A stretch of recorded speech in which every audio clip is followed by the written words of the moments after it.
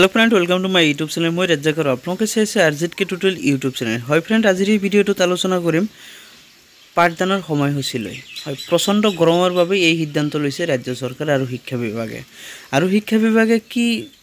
সিদ্ধান্ত লৈছে এই প্ৰচণ্ড গৰমৰ বাবে সবিশেষ এই ভিডিওটোত আপোনালোকে চাব পাৰিব আৰু কোনটো স্কুলৰ কাৰণে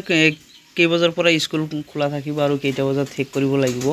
সবিশেষ এই ভিডিওটোত আলোচনা কৰিম মানে স্কুল ভাগে ভাগে এলপি স্কুল এমএ স্কুল তেনেকুৱাকৈ সময়সূচীও ভাগে ভাগে দিয়া হৈছে আৰু এই সময়সূচী ইফেক্ট হ'ব মে মাহৰ 27 তাৰিখৰ পৰা মানে আজি 25 তাৰিখ কালিৰ দিন পিছৰ পৰা মানে এইটো নিয়ম মানিব লাগিব সকলোৰে তো আপোনালোকে ইয়াত এটা অৰ্ডাৰ চাইছে এই অৰ্ডাৰ কপিটোত ইয়াত লিখা আছে সিৰিয়াল নং category of school new time এক নম্বৰত আছে এলপি স্কুল ৰাতিপুৱা 7 বজাত খুলিব লাগিব আৰু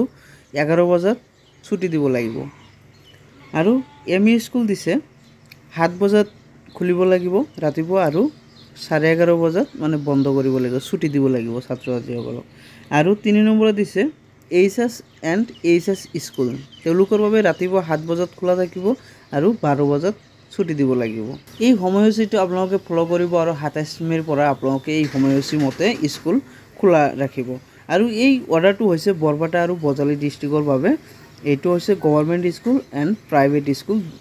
বহুত মানে দুখন স্কুলৰ বাবে যে চৰকাৰী যিবিলাক আছে আৰু প্ৰাইভেট যিবিলাক আছে সেইবিলাক